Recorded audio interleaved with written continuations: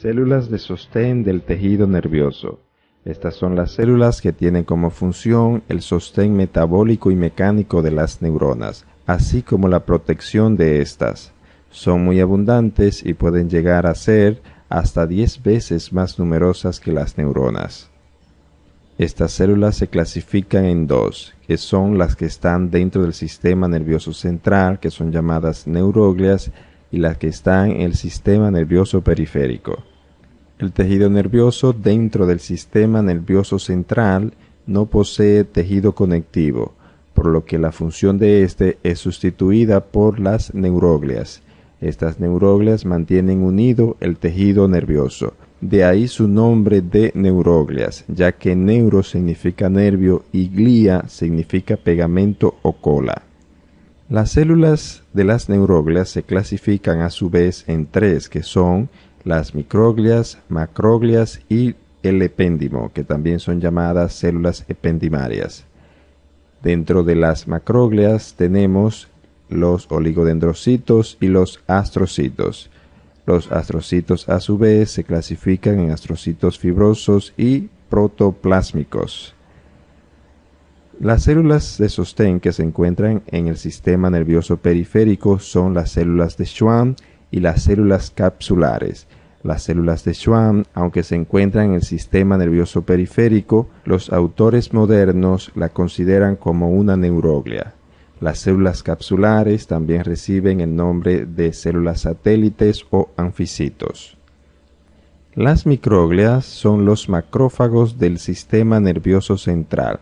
Ellos eliminan los desechos y estructuras lesionadas en el tejido nervioso.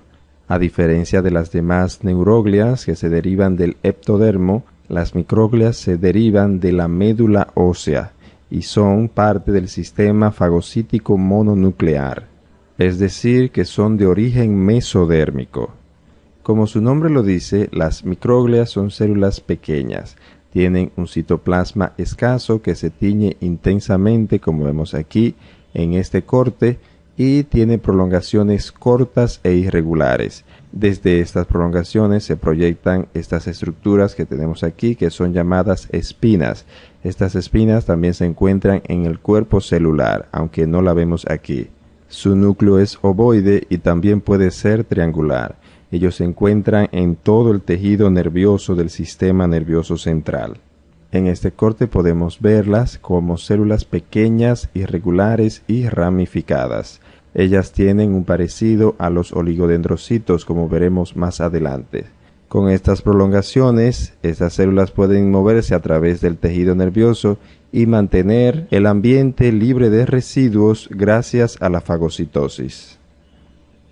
Los astrocitos son las células más grandes de las neuroglias. Estos se clasifican en astrocitos protoplásmicos, que se encuentran en la sustancia gris, y astrocitos fibrosos, que se encuentran principalmente en la sustancia blanca. Es difícil distinguir estos dos astrocitos en los cortes reales y muchos investigadores creen que es un estado transicional que adopta la célula dependiendo en la ubicación que esté. Es decir, si se encuentra en la sustancia gris, adopta la forma del protoplásmico, y si se encuentra en la sustancia blanca, adopta la forma del fibroso.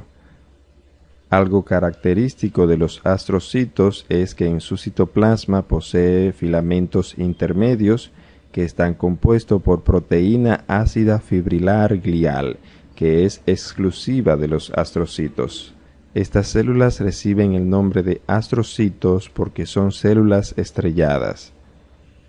Los astrocitos protoplásmicos son células con mucho citoplasma, un núcleo grande y redondo y que poseen muchas prolongaciones cortas. Estas prolongaciones son muy ramificadas. Algunas de ellas terminan como dilataciones en contacto con los vasos sanguíneos y estas dilataciones se le llaman pedicelos o pies vasculares. En otras ocasiones, el cuerpo de la célula entra en contacto directo con los vasos sanguíneos.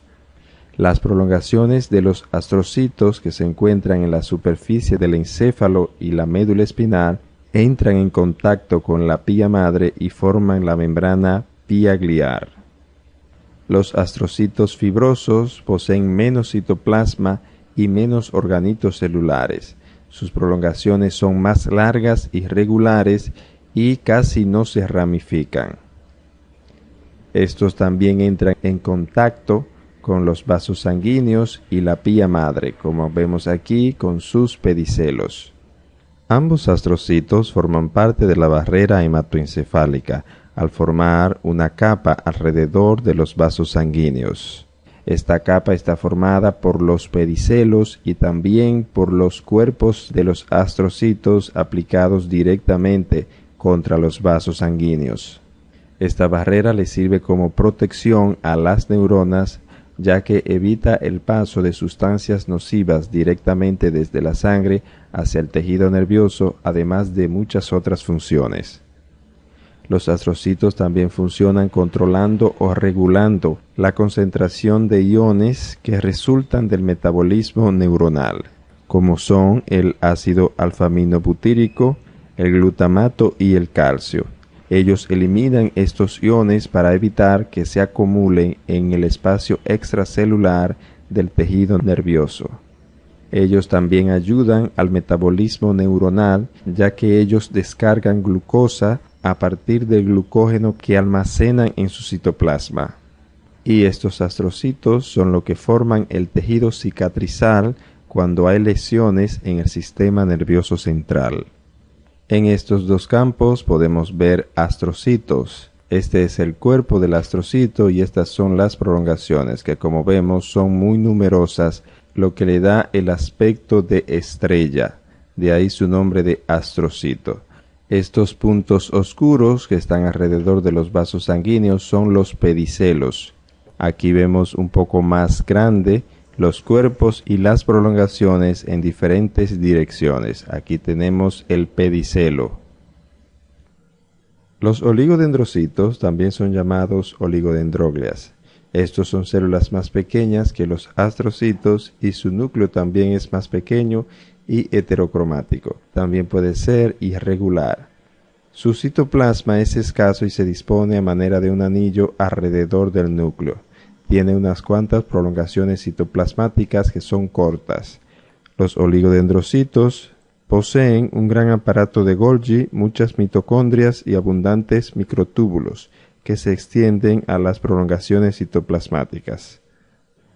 Estas células se encuentran en dos localizaciones principales, que son en la sustancia gris, donde se disponen alrededor de las neuronas como células satélites o perineuronales, y dos, en la sustancia blanca, donde forman hileras entre las fibras nerviosas.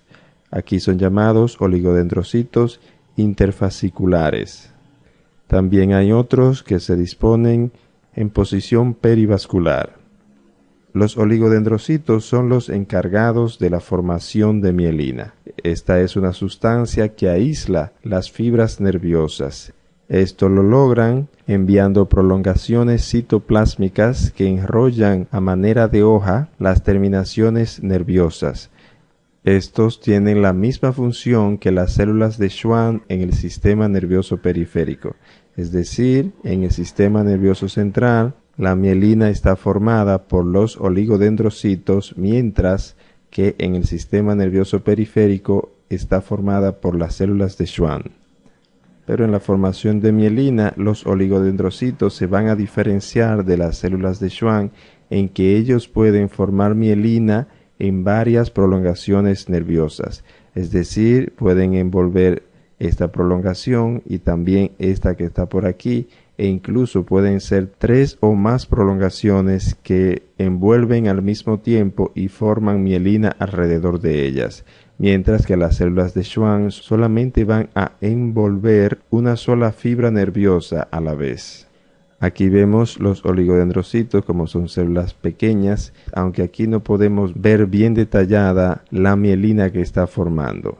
En este corte vemos cómo la hoja citoplasmática del oligodendrocito envuelve varias veces esta terminación nerviosa para formar mielina alrededor de ella. La terminación nerviosa es esta que está aquí dentro. La vaina de mielina es esta porción que va desde aquí hasta aquí.